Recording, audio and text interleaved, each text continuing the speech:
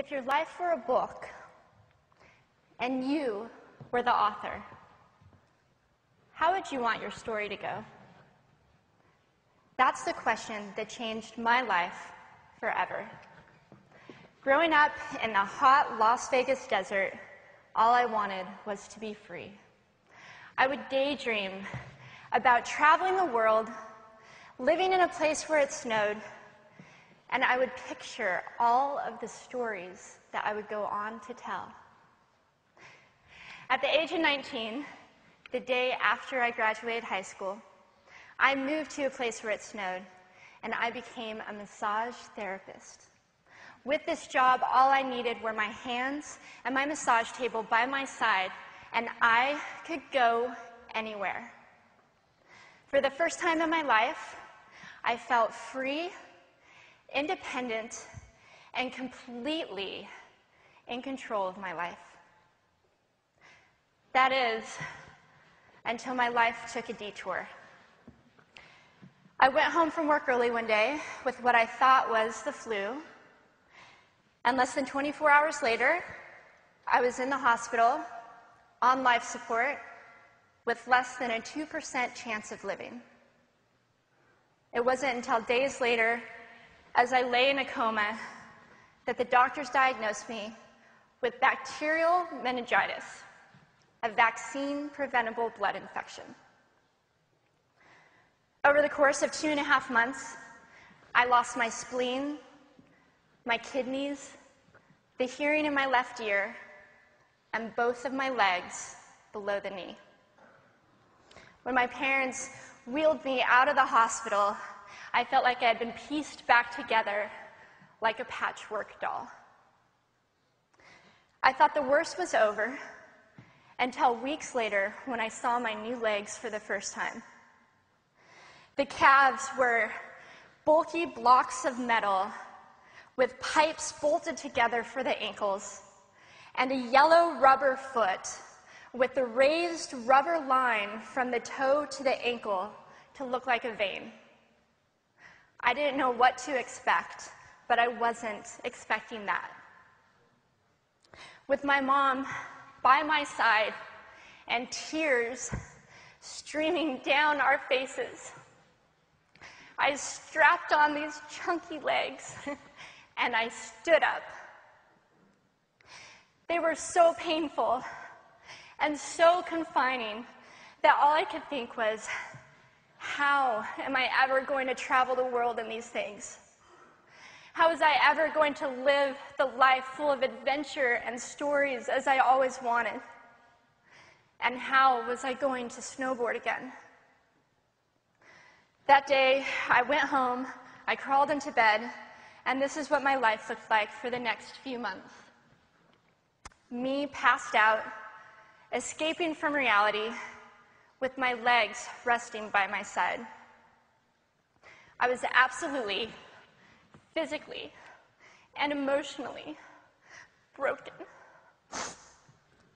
But I knew that in order to move forward, I had to let go of the old Amy and learn to embrace the new Amy.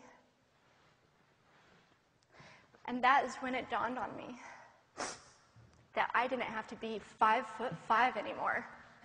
I could be as tall as I wanted.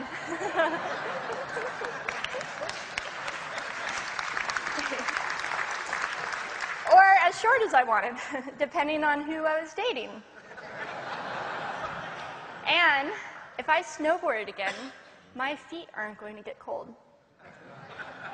And best of all, I thought, I can make my feet the size of all the shoes that are on the sales rack. And I did. So there were benefits here. It was this moment that I asked myself that life-defining question. If my life were a book and I were the author, how would I want this story to go? And I began to daydream. I daydreamed like I did as a little girl.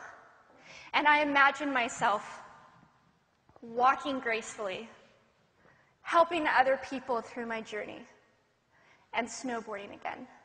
And I didn't just see myself carving down a mountain of powder, I could actually feel it. I could feel the wind against my face and the beat of my racing heart as if it were happening in that very moment. And that is when a new chapter in my life began. 4 months later, I was back up on a snowboard, although things didn't go quite as expected. My knees and my ankles wouldn't bend, and at one point, I traumatized all the skiers on the chairlift when I fell, and my legs, still attached to my snowboard, went flying down the mountain. And I was on top of the mountain still. I was so shocked. I was just as shocked as everybody else, and I was so discouraged, but I knew that if I could find the right pair of feet, that I would be able to do this again. And this is when I learned that our borders and our obstacles can only do two things. One, stop us in our tracks, or two, force us to get creative. I did a year of research, still couldn't figure out what kind of legs to use, couldn't find any resources that could help me. So I decided to make a pair myself. My leg maker and I put random parts together, and we made a pair of feet that I could snowboard in. As you can see, rusted bolts, rubber, wood, and neon pink duct tape. And yes, I can change my toenail polish. It was these legs and the best 21st birthday gift I could ever receive, a new kidney from my dad, that allowed me to follow my dreams again. I started snowboarding, then I went back to work, then I went back to school, then in 2005 I co-founded a nonprofit organization for youth and young adults with physical disabilities so they could get involved with action sports. From there, I had the opportunity to go to South Africa, where I helped to put shoes on thousands of children's feet so they could attend school. And just this past February, I won 2 back-to-back World Cup gold medals.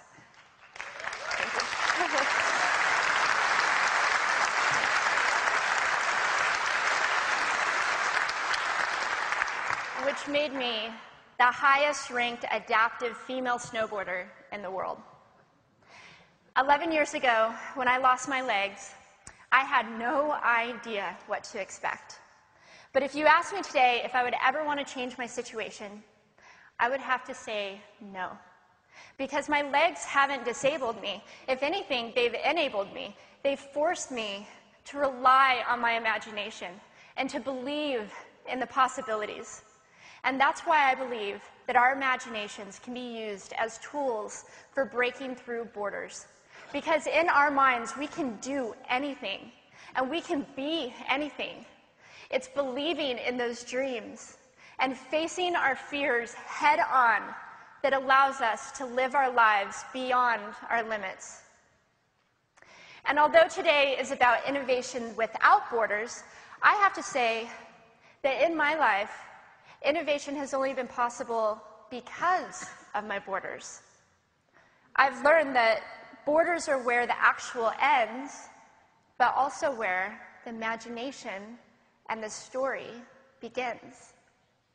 So the thought that I would like to challenge you with today is that maybe instead of looking at our challenges and our limitations as something negative or bad, we can begin to look at them as blessings.